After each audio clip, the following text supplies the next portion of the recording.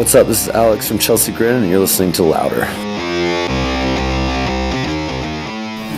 So I'm here with Alex of Chelsea Grin. How are you, man? I'm very good, thank you. Welcome back to the UK.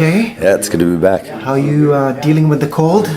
I mean, currently I'm freezing my ass off, but it's good though. We're used to it. So you just dropped the re-release of Self-Inflict. It came out in July. Yeah. And now you added 2 more songs. So if I got the theme right, does it mean that you're just destroying yourself more and more? I mean, we had those songs already previously recorded, but we kind of saved them because we always intended on having this re-release. So I just got some sort of a self-destruction theme, or at least dealing with some. Yeah, demons. I mean, all the lyrical content on the record is kind of based on just real life experiences, like from everything to obviously self-harm, drug addiction, and stuff like that. All things that I've experienced personally, or someone close to me has experienced. So I just kind of try to make it. It's kind of like the darker side of, just real life experiences. So. Okay, and you've mentioned things that you've dealt with, and I know that Don't Ask, Don't Tell, that's specifically about using drugs. Yeah. So all those things, are they behind you, or should we be scared? The whole, every song I've written about the whole drug problem was never me. I've never gone through like a addiction to drugs or anything. It's just, like I said, it was someone very close to me that had dealt with that for a really long time, and I kind of used that as inspiration to write the songs. Okay, talk about addictions. There's a rumor online that the entire band is addicted to Mortal Kombat. So is that an old rumor, or is it still the case? We definitely went through a phase where we were playing Mortal Kombat on the bus every night. So yeah, not so much anymore, but yeah, we definitely went through that phase for sure. What helps you pass the time on the bus? Pretty much that. We play video games. We mostly just sit there and talk crap, to be honest. Yeah.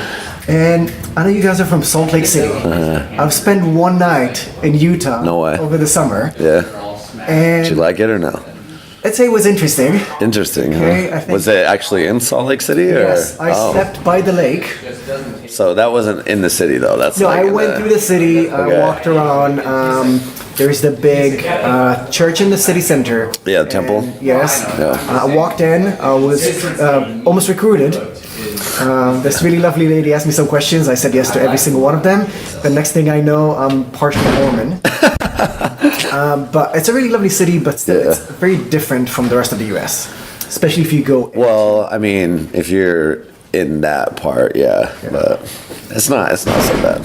So how are you guys affected by the Mormons around you? Yeah, I mean, we're really not, man. I mean, obviously there's a big Mormon influence in the state. A lot of my family is Mormon. I grew up, kind of raised in that kind of religion, but it's really not as strong as like a lot of people think. You know what I mean? It doesn't affect us negatively at all. So. Okay, so how do Mormons deal with screamo? I just think they don't listen to it, man. Maybe they should. Yeah. Okay. So talk about culture collisions. When you tour around the world, when was the moment that you thought, oh, this is so far away from home for me? Probably, like Russia and stuff. Because when we tour in Europe and the UK, like it's definitely different. But I feel like Russia is the biggest kind of culture shock. Like it's They kind of like, I feel like they automatically know that you're American, like just by looking at you, and they tend to treat you a little differently. But so do they hug you more or push you away? No, I mean, it's funny because like the kids at the show like love you, but like anywhere else, it's like you just get like dirty looks. I remember walking into a gas station once and like asking where the restroom is, and they just like laughed at me, and I was like, okay. So they don't use bathrooms? Apparently not. And can you imagine your life without the band? What do you think you would have been doing? Oh, that's a hard question. Definitely be a lot more boring. That's for sure. Can you imagine yourself doing a 9 to 5 or? It's funny too to think about it because I've been doing this band since I was like 16, 17 years old. So I've been doing it for so long. It feels like it's you know, like. So I couldn't imagine not doing it. So is it easier imagining yourself 60 and doing this? I mean, we could be like that band. Was it Grindmother? Have you heard of that? Yeah. It's a grindcore band with a grandma front singer, front end. Yeah, I heard about that. Yeah. So I mean, I'll strive to be that. And then Ozzy just called it a day over the weekend. I'm sorry, what? Ozzy from Black Sabbath. Yeah. Just played their last show in Birmingham. Oh, really? On Saturday. So you can be the next Ozzy? Yeah, you maybe. into eating bats? Yeah. I mean, I'll do it. Fuck it. So let's talk relationships, if you don't mind. Sure. Are you in one? Yes. Okay.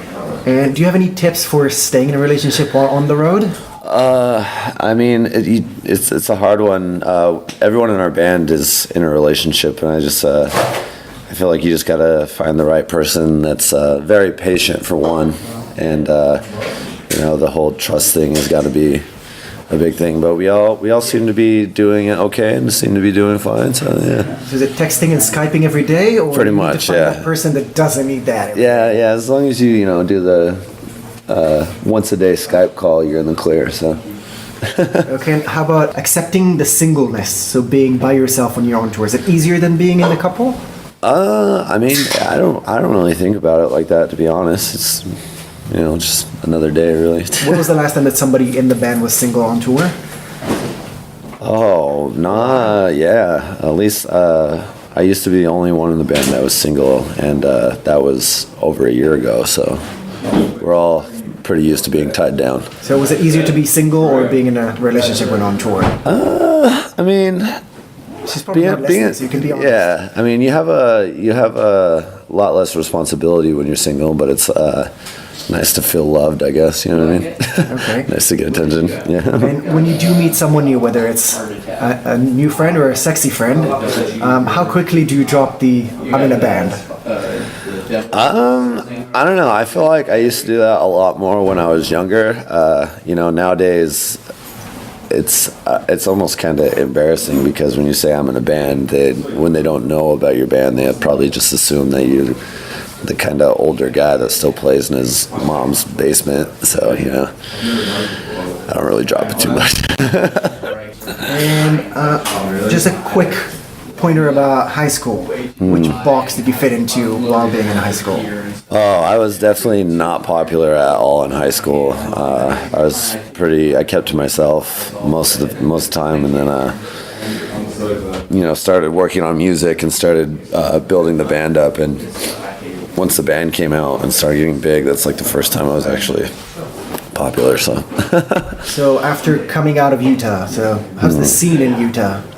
it's actually really good. We went through a phase for a minute where like it was cool to not like us because we quote unquote sold out or whatever, but you know, now like all our shows are packed. We have a really good following in Salt Lake. I personally love playing there, so it's really awesome. They're really good to us. Great. Alex, anything else you want to add to fans and listeners? I mean, you know, we just released our re-release of Self-Inflicted. Check that out, and if you can catch us in a show anytime soon, come check it out. Okay, Alex, thank you very much. Yeah.